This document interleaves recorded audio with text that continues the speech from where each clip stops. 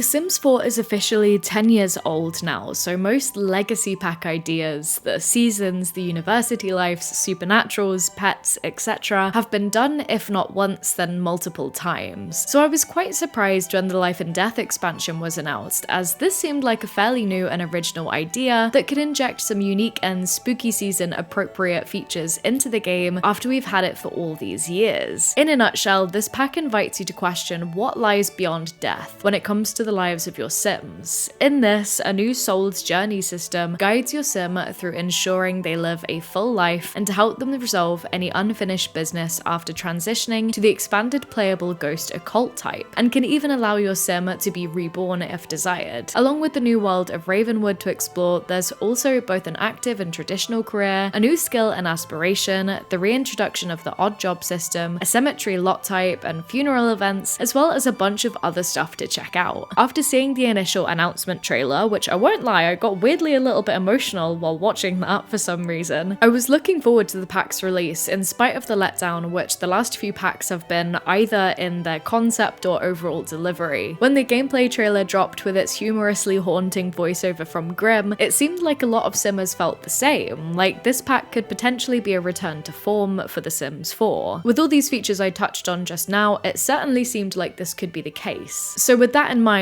today I'm going to give my gameplay review for The Sims 4 Life and Death expansion, and in doing so I want to answer the following questions. Firstly, did I have fun playing with the pack? And 2, do I think it's worth the money? I won't be covering CAS or build buy here, and for my TLDR of Life and Death's gameplay, I mostly enjoyed what I experienced from the pack. However, I mean this in light of what Sims 4 packs have to offer, rather than contrasting it to the quality of other games which are set at a similar price. I think it would primarily benefit those playing in legacy saves, where you've built an attachment to your Sims across multiple households, yet some areas felt quite shallow and the gameplay generally felt limited by the fact that it's been built on the already fragile skeleton of The Sims 4, which is buckling under the weight of everything that's been smashed on top of it over the past decade. Before we dive into the review, I want to make a quick note about my positioning coming into this review. I'm a sociological researcher, and my training nailed into me that establishing where you're coming from and what experiences you're bringing to the table is key to being transparent in whatever you're discussing. So I'm treating The Sims just as seriously. I'm not affiliated with EA in any way, so I paid for this pack with my own money. This means that my opinions are entirely my own and are uncolored by any professional relationships. I'm writing this review from my subjective position as a player whose first introduction to the franchise was The Sims 3, and who's not bought a new Sims 4 pack right at launch since Cats and Dogs, I believe. I'm not a particularly good builder or a wizard in CAS, I'm a live mode girly through and through, and my mission is to find meaningful gameplay experiences for both myself and you guys watching my channel, so that's what I was looking for with this pack. With that established, you've probably noticed how this is going to be a long video, so stick me on in the background while you're washing up or playing The Sims yourself or something like that, and let's get into it. Let's start by looking at the world of Ravenwood, which according to the world description is a place where things get a little bit spooky. It has 3 neighborhoods, sort of 4, as one lot is dedicated to the Netherworld Department of Death, which is where the active Reaper career takes place, but excluding this lot, the world has 13 lots, with 4 being inhabited by Ravenwood residents, 4 being vacant homes, and 2 being lots which are entirely empty, and the remaining 3 being community lots. I believe this world is inspired by Eastern Europe, particularly Romania, which is cool as we don't really have anywhere like this in the game already, but I suppose that Windenburg or Henford and Bagley would be closest to it, as they are both Western Europe inspired worlds. I can't really speak to how accurate this representation of Romania is though, as I'm not from there or have ever been lucky enough to visit that corner of the world. And now I'm coming in early with a hot controversy, as Ravenwood does not have a quote-unquote real winter like other worlds, in that there's no snow in the world during any seasons at all, and players are really not happy about this, especially given where in the real life world this location is inspired by. Unfortunately, this doesn't seem to be a simple oversight on the devs' part, as a tweet from SimGuru Ninja states that this was a purposeful decision. Apparently the team wanted the world to be caught in an eternal autumn, in limbo between life and death as it were. As I was checking out a Reddit thread about this, one player noted how the seasonal cycle literally embodies the cycle of life, death and rebirth. So I'm with a lot of other folks on this one, and it doesn't fly fly with me. This world is so beautiful that I'd like to see it in the snow too, and I also miss the sense of time passing in this world, which I've really gotten used to being demonstrated by the changing seasons in The Sims. The lack of snow becomes especially apparent when I would switch from a lot in Ravenwood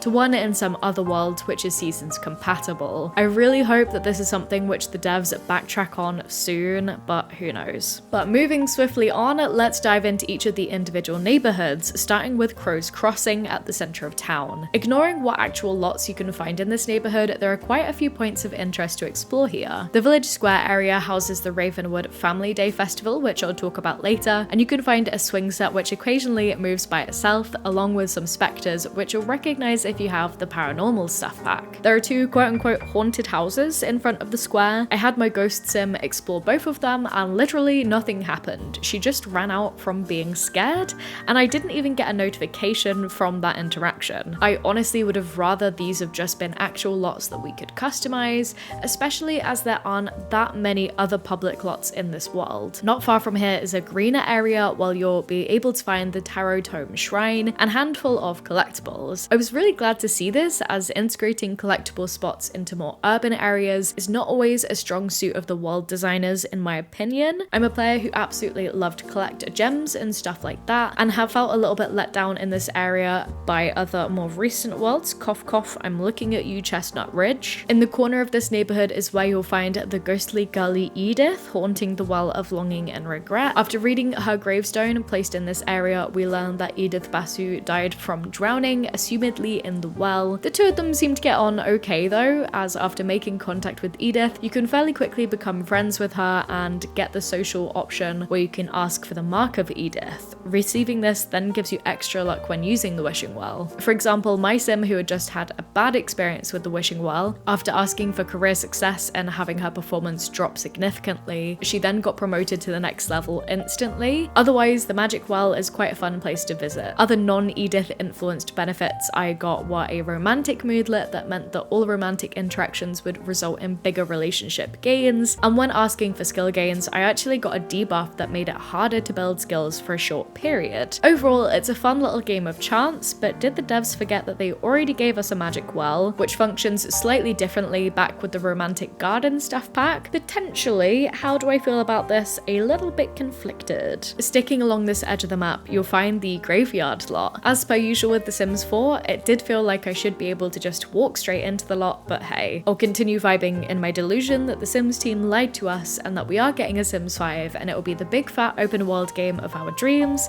with cemeteries that aren't locked behind a paywall, loading screen, and a literal decade of waiting. With that said though, I'm glad that cemeteries are now a new lot type that can be placed in any world rather than being entirely static and locked to Ravenwood, as I had feared that this would be another high school years situation. We do also get a mini cemetery in this neighborhood that doesn't require traveling to. I believe it's called the Spectre Cemetery. After reading the engravings on the headstones in this area, it turns out that they all belong to the deceased husbands of Olive Spectre, who can be found living just up the hill with her son Nyon. I have mixed feelings about this. The Sims 4 does sit in an alternate timeline to the rest of the mainline Sims games, so I suppose it's nice to have a callback to Sims 2 lore for those who take the time to read the headstones, and it's a nice introduction to the lore for those who may be just getting started with The Sims 4, but does this feel like a bit of a hollow shoehorning to anyone else? Moving on though, a crypt rabbit hole can be found here too. I believe you can find one of these in each neighborhood as well as on the pre-made cemetery lot. They are new woohoo spots and you can also go adventuring in them. Surprise surprise, this is only a text adventure, but it has some nice sound design each time you get a pop-up, and you can get some decent rewards from doing this, including cash and tarot cards, which I'll be talking about more later. Unfortunately, I noticed a lot of repetition with these pop-ups. Basically, make sure you have some food in your inventory and a few levels in the piano skill, as well as a few in fitness or charisma, I believe,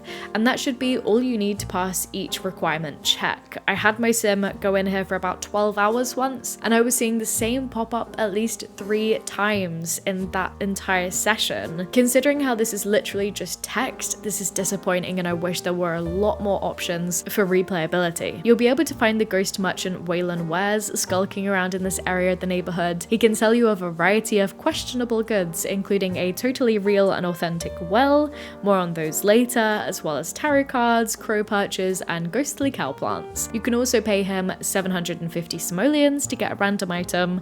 Sometimes these are worth it, sometimes they aren't. Lastly, if you're having any trouble navigating this neighborhood, look to the building behind the fountain near the square to find Town Hall. As well as being a place where you can use the facilities, you can select the options to center the camera on different points of interest. This is a handy quality of life feature, but I have to wonder whether the need for this points to the fact that the devs know their worlds are a little bit difficult to navigate because they're chock full of set dressing. With that said, from a Sims 4 standard of world, I like this area a good amount. It's the place where I spent the most time during my testing, as my Sims lived here, and I would have my Sims live here again in the future, but I can't help but feel that a little more could have been done. Like, I wish there was some set dressing that was transformed into a rabbit hole commercial space, like a grocery store or something like that. Moving on to Mourningvale then, this area of the world is pretty gorgeous and unique in contrast to the other worlds we've had added to the game so far. I guess the closest comparison could be the Magic Realm. It has such a whimsical vibe, and for cross-pack compatibility, I could definitely envision a spellcaster or vampire being at home here. If you have any Sims who are into photography, definitely get them over to Mourningvale to get some cool wall art. As for points of interest, there's another town hall to help locate parts of the neighborhood, as well as a bell tower nearby.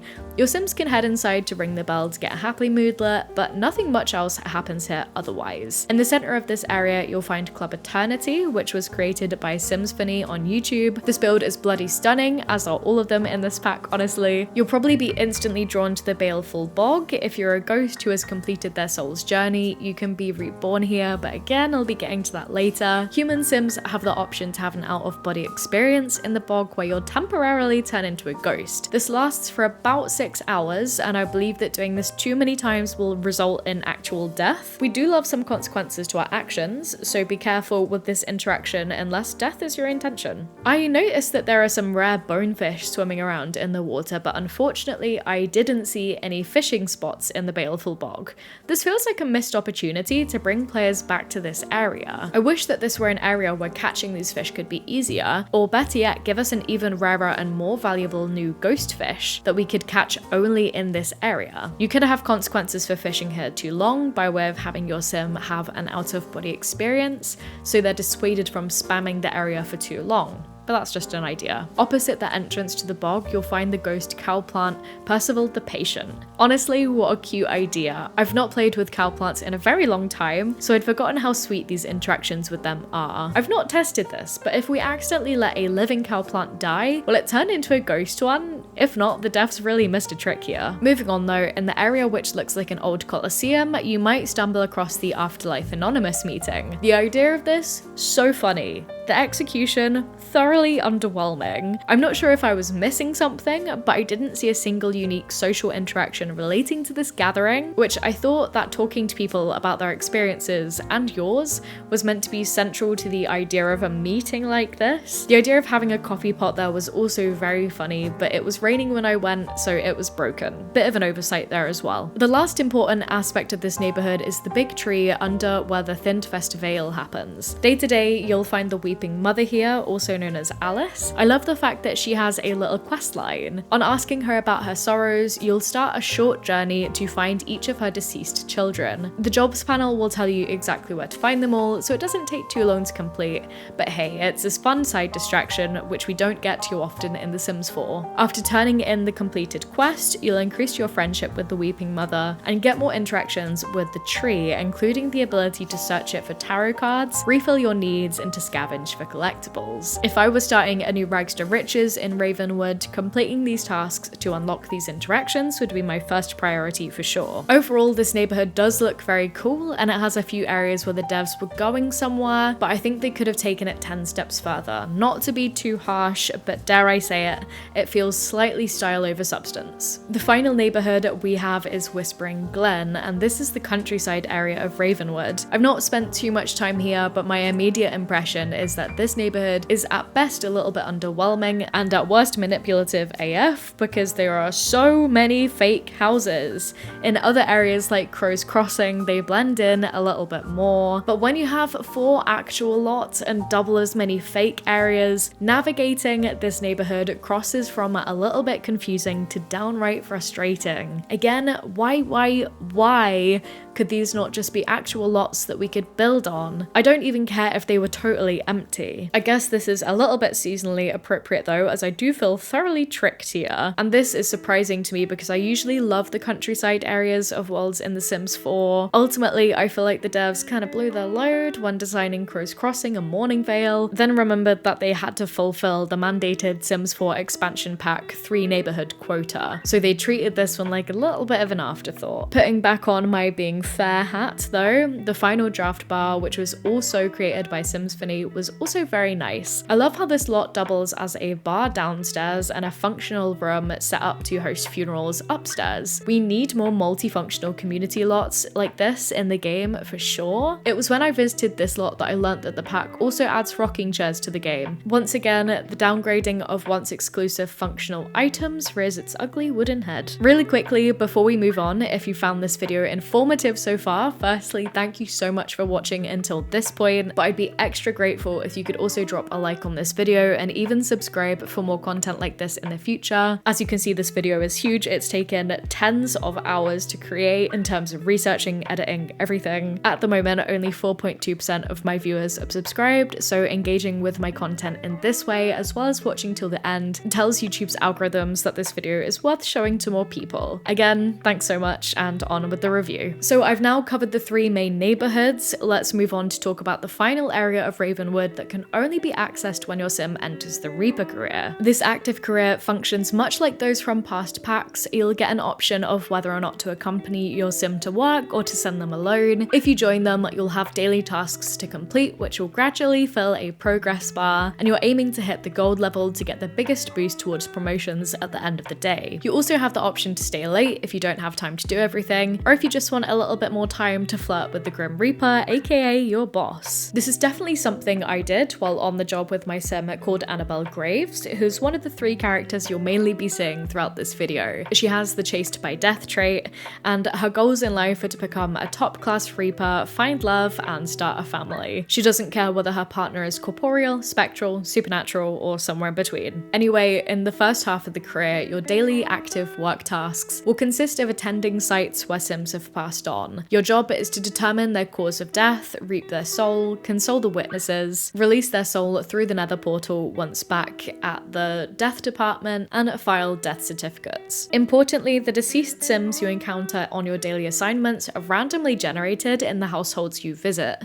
So if you got called to the Goth household, it wouldn't be Bella or Mortimer passing, but just the random John Doe. This means that you aren't losing sims who your household is pals with, or losing sims in other households that you're playing with rotationally perhaps. I won't lie though, for players who are familiar with the households you're visiting, it feels a tad immersion breaking because why has this random person died in the Fire's house? It's almost like all of these households have started murdering these poor sims or something, or that everyone suddenly has servants that are dying on the job. I get that this is how stuff would have to happen for people's games to not just disintegrate, but hey. You'll occasionally get other events pop up like Netherworld emergencies, where you'll have to close these fissures that have opened up and repair the soul reaping portal thing. These fissures could open up at a sim's house where you need to go close them, or again at the office. I had the opportunity to have Annabelle stick her hand into the fissures, and every time she pulled out a gem or other collectible, especially as she's a chased by death sim, it might have been cool to have sims get pulled into the fissure by a demon every so often to counterbalance this. While it doesn't seem like a huge penalty,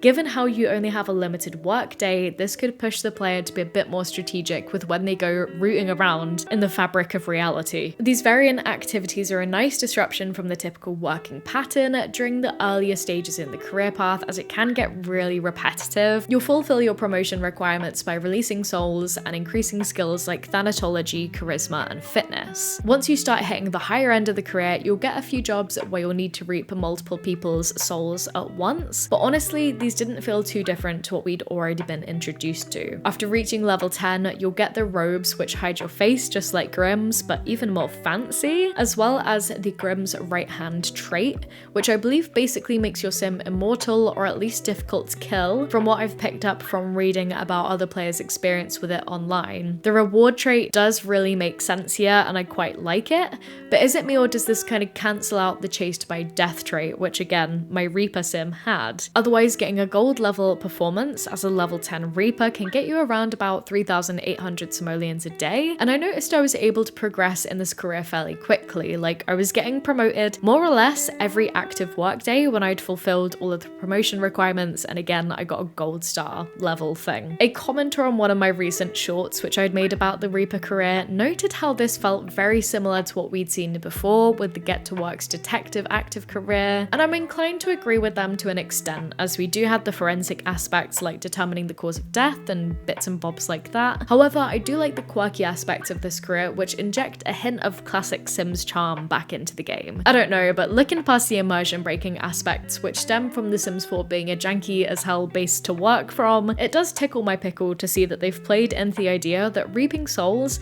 is just like any other office job where you have targets in the form of soul quotas and even employees of the month. I think that getting more active careers in The Sims 4 never hurts, but because of the repetitiveness of this one at times, I think it would be enjoyed most if you take it a little bit slower and only head into the office once or twice a week with your sim. This pack was introduced with a second traditional career, which has you taken on the role of an Undertaker. It has 2 branches past level 5, those being Funeral Director and Mortician, which is what my second sim, Ava Cadavra, had. And yes, I did name her after the iconic Sims 2 DS character. If you know, you know. She has the morbid trait and probably also a penchant for bovine-themed cults. And there is really not much to say about this career. Thinking back to my was I having fun question, I could take or leave this career. Ava got to level 5 at the start of the Mortician branch, and I wasn't fussed about whether she progressed much further. I won't lie, I did check an article to see what unlocks might be ahead of me to see if this would motivate me to keep going with it, but it was mainly just a few social interactions, cast stuff, and decorative items. Also, even though I got an event pop up a few times while Ava was at work, each time I had her pick the option which required her to use her maxed Thanatology skill, and I just got the same answer about someone from the Tricot family, which again is another Sims 2 lore reference. We get it, Sims team, you watched one lore video, give me some variety please. I don't see why some work from home elements couldn't have been integrated into this career, especially as it has you working on so many skills across the various levels. These work from home tasks could include writing obituaries, doing online courses relating to the work, exploring crypts, or even heading to the cemetery to maintain graves by way of doing weeding or comforting mourners. All of this is to say, the career didn't do much to keep me engaged, although it does require a variety of skills to progress like thanatology, fitness, and painting. I didn't really care to reach the top of it. I just feel like this career suffered from the typical pitfall question of so what and why should I care about experiencing this feature? Those really went unanswered for me here. This is honestly pretty detrimental to the replayability of this career in my eyes as well. As I've mentioned, both careers require the Thanatology skill to progress. Thanatology refers to the study of death and dying, and being a bit brutal here, this skill doesn't have much to it otherwise. It's a 5-level skill and you build it much like any other, whether that be through reading skill books, checking out historical deaths at a bookcase, or researching theories on the PC. I got quite excited at first, as the theories it references included ones from within The Sims 4, like the undead horse, but also ones from wider Sims lore, including the House of Fallen Trees, which again is referencing the Tricot family from The Sims 2. This was another situation where I wish more was done. Like, why didn't we get more theories available to research as we progressed? It would be cool if we got little descriptions in the notepad for each of these theories, which might have been an opportunity for the devs to sprinkle in some new insights on these items of lore. As for the actual unlocks you get access to the social interaction, including speaking a dead language, which honestly does about as much for me as any other social option. You can also unlock the voodoo doll and its related interactions, which is otherwise done with the base game mischief skill. On hitting level 5, you unlock the ability to capture the essence of life and to toy with death. I can't tell if I'm just being really thick here, but I'm still yet to figure out what both of these mean, as the game doesn't really tell you. I can't even find people talking about it online yet, and again, I feel like getting through this skill was such a grind that I don't really feel motivated to find out what these unlocks even are. So please, by all means, do tell us about it in the comments below if you have figured this out. Ultimately, this skill feels a little bit superfluous to me. I don't think it has enough unique reward to make me want to build it again. especially if I'm not playing with the new careers or aspiration. I guess the skill feels a bit like a tick box to be able to progress in those other aspects, rather than something exciting and fulfilling to build by itself. Progressing in the Thanatology skill is again also needed in the new Aspiration, which comes with life and death, that being the Ghost Historian aspiration. In general, I like the concept of this. Do spooky things, meet ghosts, and turn these experiences into horror stories to profit from the dead. The filthy capitalist simmer side of me loves this. However, given that we have like 14 tasks to complete across the 4 levels of this aspiration, we should not be having repeats in there. For example, at level 1 you have to befriend a ghost, then in another level you have to befriend another ghost. This just feels very lazy to me. At least have me seek out more than one ghost the second time around. This could be said for the task where you have to explore the crypt to find a rare item, which you're asked to do across 2 different aspiration levels. I noted how samey and repetitive these text adventures can be, so the crime feels especially accentuated here. With that said, I do like the fact that we unlock the ability to write horror novels after the 3rd level of the aspiration, rather than right at the end.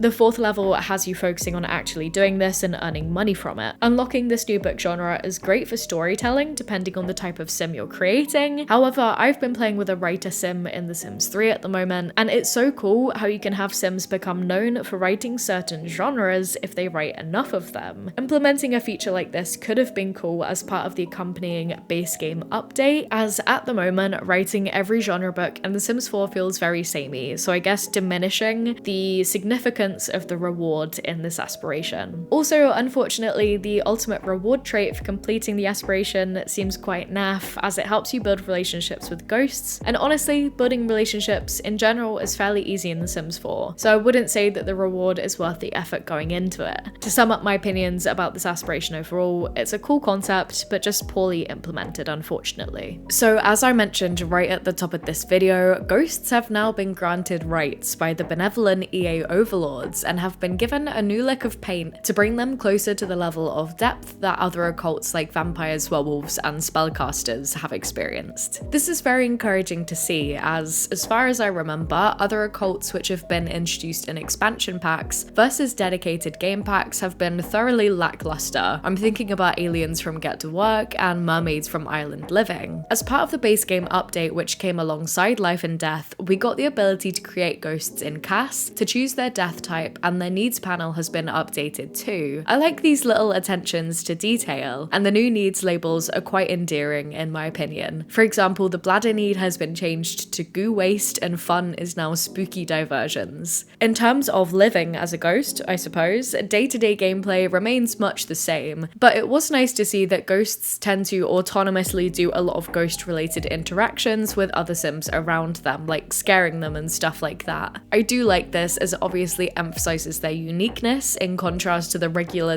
human sims. The ghost power progression system, skill tree thing, is called Ghost Mastery. Again, as with other fleshed out occults, there's a lot of room for replayability here, as there's perks to unlock which fall in either good, neutral, or evil categories. For full transparency, I only had time to play around with the good ghost side of things during my playtesting. My final main sim here was called Penny Greenthumb. She's a gardener, but unfortunately died from an unpleasant run-in with a cow plant. But anyway, if you're playing with a good ghost, as I was here, the quickest way I found to increase their ghost level was to buy perks that let you dispel materials like trash, dirty plates, or puddles. Then just never let your other sims wash up or do their dishes or take out the trash or mop up puddles, and just have your ghost handle all of it. You have to watch your ghost power stamina though, as having this get too low will result in sims feeling uncomfortable. I bought the perk which lets you slumber in objects to rebuild your ghost stamina, but frustratingly you can only use this interaction if your regular energy need is below completely full,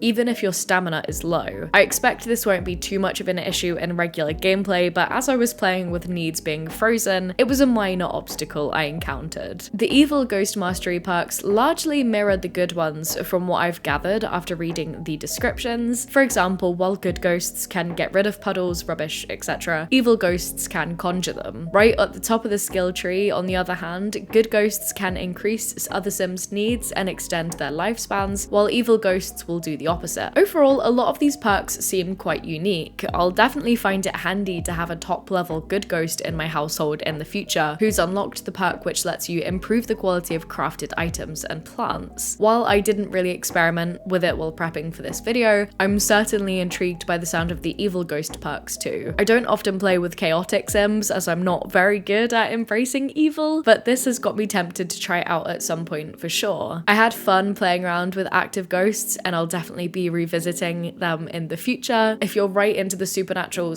/ occult gameplay, this pack might be worth picking up just for this feature. Again, if you're a big legacy challenge player or the type of simmer who loves to memory keep for their sims, I expect you might have been most drawn to this pack for the new cemetery lot type and the ability to host funerals. Again, the fact that this has taken 10 years to come to the game has baffled me slightly, but hey, we're here now, I suppose. We're given one big pre-made cemetery lot in Crow's Crossing, and this was made by Create4Sims. This is the destination which I chose for hosting a funeral, and unfortunately our deceased sim happened to be Annabelle's rapidly aging son, Ghoulboy Graves, who succumbed to his wounds after being attacked by a killer rabbit. Planning a funeral is fairly easy. You can do it normally via the phone, or you can just click on the urn of the recently departed. Like planning most other events, you can pick which venue you want to host them at and choose which guests to invite. I will admit that I was a little bit surprised to see just how few sims we could invite to the funeral. I believe it was capped at 8, which you can beef out slightly by hiring some folks you know as mourners, but I might be wrong, and please do let me know if this is the case for all events in The Sims 4, as admittedly I don't host events all that often in the game. You can also select which activities you want to happen at the funeral, and there's a good few options here, including lighting candles, using good and bad ghost powers, giving light-hearted or more sorrowful eulogies, and if the deceased sim had set up a will, you can note which activities they would like to have happened at their funeral. Then you decide whether or not the remaining family adheres to that or not during the event setup. I guess this is nice, but mainly functions for storytelling purposes. And ladies and gentlemen of the jury, I'm shocked to say that funerals actually function well. When my sim gave a eulogy in the main chapel area, sims came in to listen and actually acted appropriately for the most part. They all sat in the chairs that were available and mostly remained seated, and other sims stood slightly back behind those who were seated as well. During the moment of silence activity, sims largely did the same. There were 2 different standing animations of sims bowing their heads reverently, and sims who were seated did this as well. When I had my sim head outside to the grave plot to give a eulogy there, guests followed and also interacted with the appropriate grave plot rather than one who I dedicated to another sim. I like how much variety there is in this in terms of customizing and decorating the grave plot as well. Again, I expect this will go a long way with legacy players. I know that it's utter rubbish that I'm applauding the devs for doing their job and producing a product that by and large functions as it should, but again, I'm judging this pack against the backdrop of the other Sims 4 packs, which we all know have had a colourful past when it comes to glitches and functionality, rather than against game quality more generally. I got a gold star level for the funeral and I didn't get a reward for it, I believe, which is probably the most appropriate decision that the devs made. It would have been a little bit brutal to get a pop-up saying that you hosted a shite funeral for your favourite sim if everything didn't go to plan. Maybe something to commemorate the day might have been nice, that perhaps you got across all levels of funeral event standard. Overall, I'm pleased to report that funerals passed the gameplay enjoyment check, and if my interest in playing a future household is sustained to the point where my sims actually die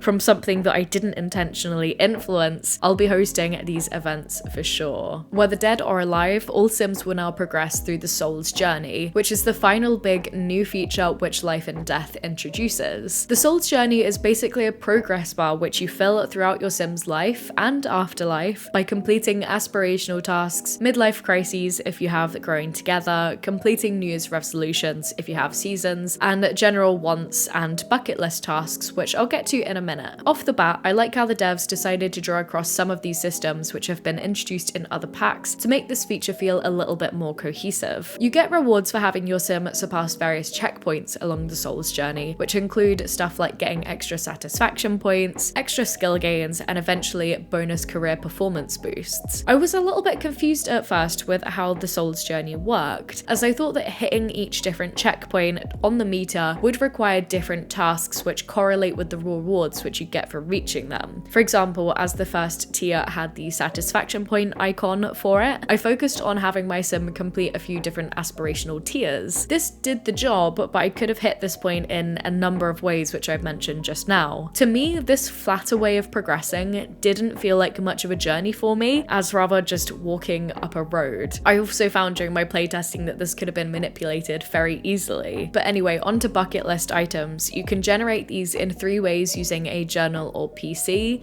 You can roll for an entirely random one, roll for a random one within a certain category, or under certain circumstances, you can manually pick a perfect goal from each of these categories. Randomly generated bucket list items, in my experience, did not feel particularly intuitive for my sims. For example, I had it a few times where skill-related bucket list goals, like to master research and debate, painting, or singing, popped up when my sim didn't have any existing skill points in those areas, or traits which would correlate with those skills, or they hadn't been to university or anything like that. Annabelle, my Reaper sim, who literally had Grimm's child and had a good friendship with him, got the go down swinging option, which asks you to fight the Grim Reaper. These options, which made no sense, came up far more frequently for me than the ones that did align with my sims. Thankfully, you can scrap and rewrite the bucket list with no negative consequences though. I also noticed an inconsistency in the significance of bucket list tasks. As I just noted, some of these were big in that you had to master an entire skill, while others were to have a child and to get married. These are big moments in a sim's life. However, I also got one that was like, love yourself in a mirror or something like that, which I completed in 1 click and 30 seconds of real life time. Because of this inconsistency, I was shocked to see that I could speedrun the Soul's Journey in about 15 minutes of playing with 6 quick to complete perfect goals. Again, I think this could have been circumvented to an extent by having each checkpoint on the Soul's Journey be reached via different means. Like, one could be from completing an aspiration, another from earning a certain number of simoleons, a further one from being social and getting a gold star rating at an event, etc. With then only the final hurdle being crossed when all 4 bucket list items have been completed. For me, this would solve how linear the system feels at the moment. Once you complete a bucket list item right now, the task just disappears and the slot reopens. I expected them to turn grey or to tick off or something, locking the spot in place and allowing you to see what your sim had completed. Maybe I'm wrong, but I thought that the purpose of a bucket list is to reach the end of them before you die. The ability to do as many tasks as you like without having a record being kept of which ones you've completed really diminishes the weight of these goals for me. And it's a big shame because I really love the idea of this system which follows your sim throughout their lives and even into death, as ghosts who have not completed their soul's journey will have unfinished business, as well as a few extra optional checkpoints to reach. I just wish it was made to feel bigger than it does right now, and that it was better connected across all areas of the game. Interestingly, on completing the main section of the soul's journey, a deceased sim can choose to experience rebirth, either at the moment of their death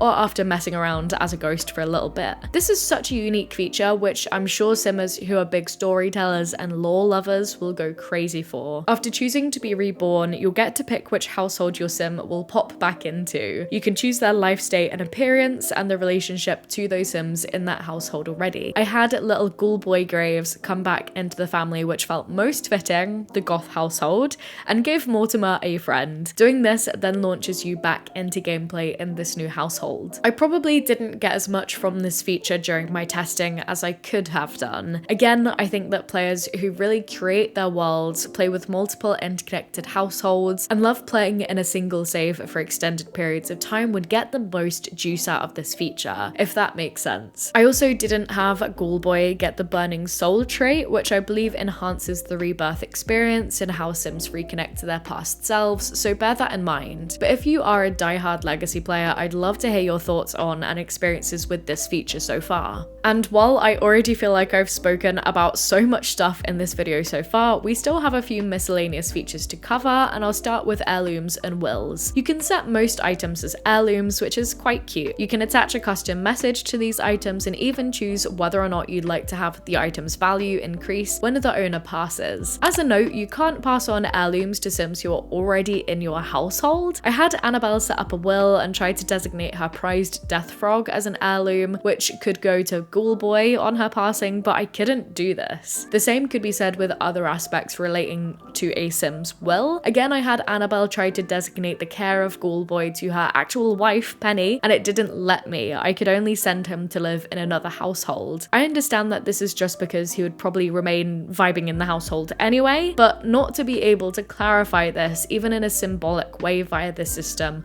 would have been appreciated. Overall, like with hosting funerals in the Rebirth system, I think that wills would serve best for those who have a long-term running save and play a lot between multiple households, and I'm not mad at that one bit. I think that most new game features we've got in Sims 4 packs are so focused on how they impact our individual sim or primary household that it's very refreshing to see features which encourage play between different households. Next up, let's talk about festivals. So other than the Afterlife Anonymous meetup, which I mentioned earlier, Mourningvale also hosts the Thin Festival by the Weeping Mother's Tree. This festival mainly brings you together to interact with a few unique sims. You can talk to Zalmira Gomes to get a tarot card reading, or pick up Order of Lenore quests if you're trying to build your own tarot deck. You can also chat with one of the Reapers to learn about that career if you've not already joined it, as well as play a game of chance with them. I apparently won some merch, but I just got a bowl of frog stew or something. Next, you have the Ravenwood Family Day, which happens in Crow's Crossing. As the name suggests, there's something for most of the family to do here. Obviously except toddlers or infants, because they're never remembered unless the pack is entirely focused on them. However, kids of course have the swings to play on and can ask spectres for little favours. There's also a frog catching competition where you can get in the fountain for a chance to win the rare death frog. Gotta love absolutely decimating a poor frog population once a week for fun. But jokes aside, I actually like the idea of this a lot. Annabelle did win the contest and I was in tab view at the time, so I didn't see how much prize money we got from it. But the death frog does come in a cool cage,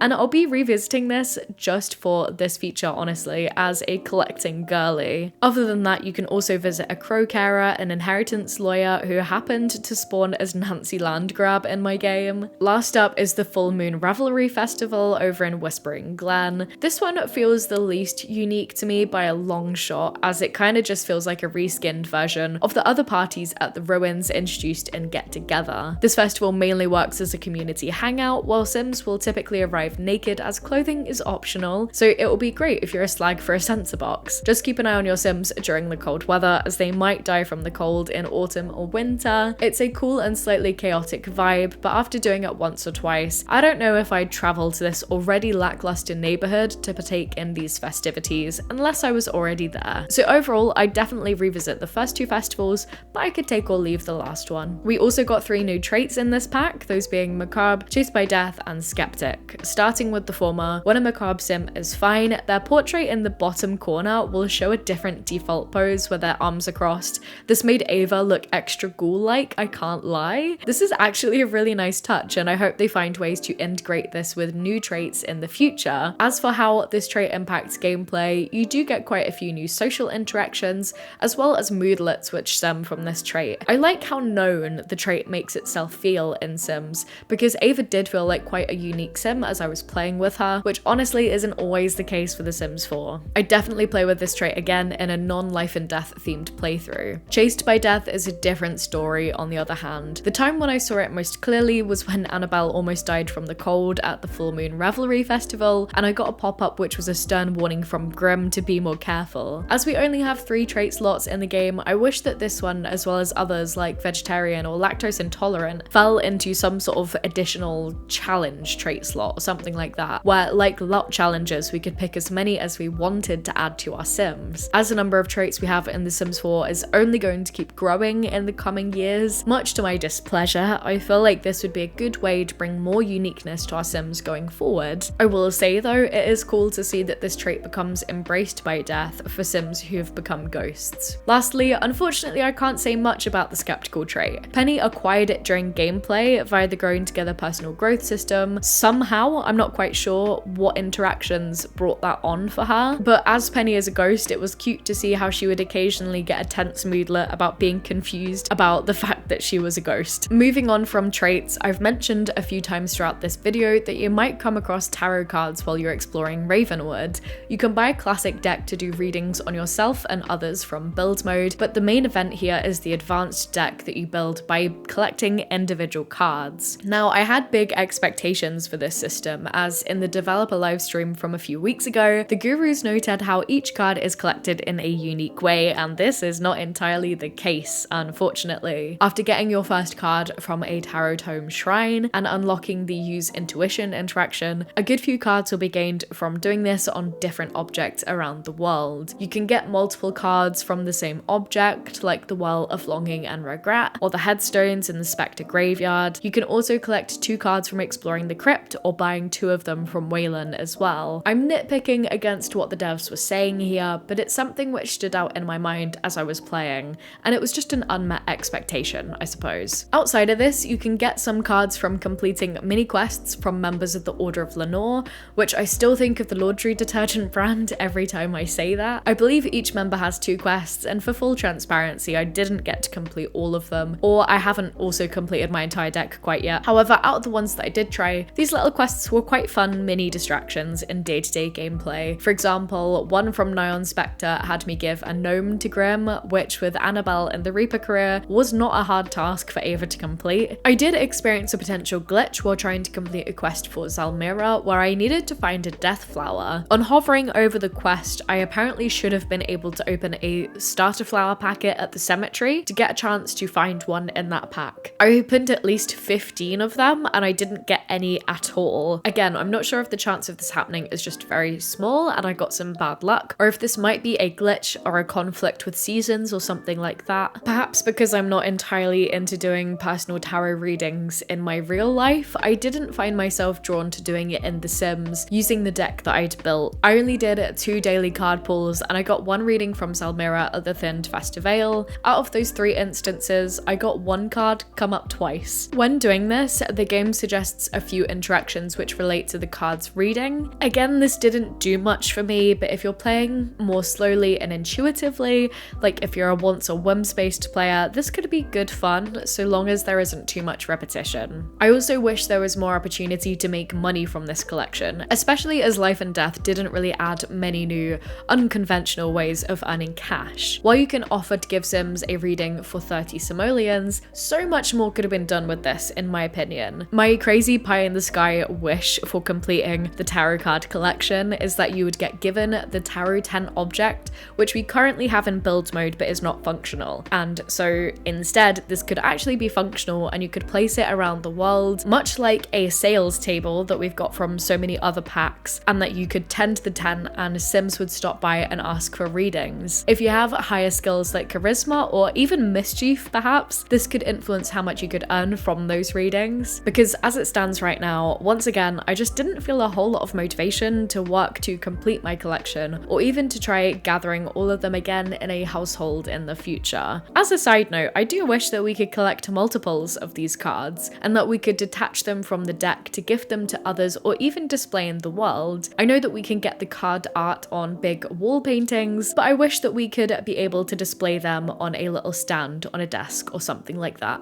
Now, I've saved this final feature to talk about last before my conclusion, because I feel a little bit mad about it, I can't lie, and that is the ability to have babies with the Grim Reaper. Woohooing with Grim was reintroduced in the base game update we got a few weeks back, but having babies with him is exclusively locked behind this pack. And this feels quite scummy to me, and I think reflects some real greed on EA's part, if I'm being honest. Having children with Grim will pass on the Grimborn trait. I believe this will extend their lifespan and give them a scythe-shaped birthmark on their neck. This is cool. I think it's always interesting to get some sort of reward from taking the time to build these relationships with NPCs. But why can't all Simmers have kids with Grim, and only the ones who own this pack have access to this trait? I really don't like this micro separation of features at all. Again, I did this in my game. Annabelle did it with Grim and spawned Ghoulboy. As you've seen throughout this video, he was unfortunately raised like a little pig for slaughter, as he was the main character we were celebrating at the funeral earlier. Because of my limited time to test out everything in this pack for this review, I couldn't live out his whole life to see how it was impacted by this trait. That's my rant over. Let's get into my concluding thoughts.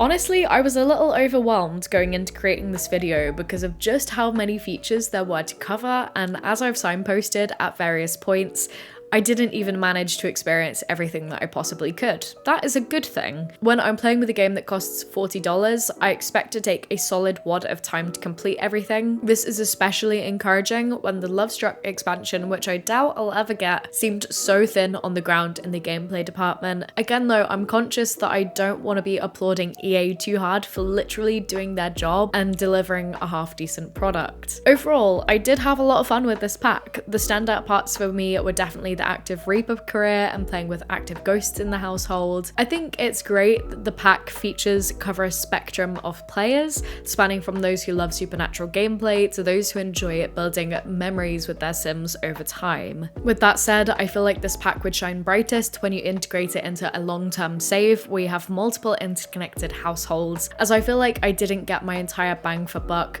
having just booted up a new save with a fresh household who was a bit antisocial, really. I just feel like hosting funerals, passing down wealth and other items via the will system, and even the soul's journey will hit a little bit harder if I felt a little bit more connected to a wider web of Sims, if that makes sense. So take that as a definite limitation of my review. All of that is to say, I did have fun with these features, but I could have enjoyed them more if I was experiencing them under different circumstances. And unfortunately, I've found it hard to remain dedicated to a single save or even household in The Sims 4 for a while now. As for my second key question, which I set out at the top of this video, is The Sims 4 Life and Death worth the money? No, I don't think that any Sims 4 expansion pack, or pack generally, is ever worth full price. I always buy them at a discount. Your mileage will vary with features depending on the type of player you are, and while some features will have a good degree of replayability, others don't in my opinion. I hope the Soul's Journey and Bucket List goal generation features get some fine-tuning over time. However, this pack does play relatively well with others, cough cough, apart from seasons. There's a lot of cross-pack compatibility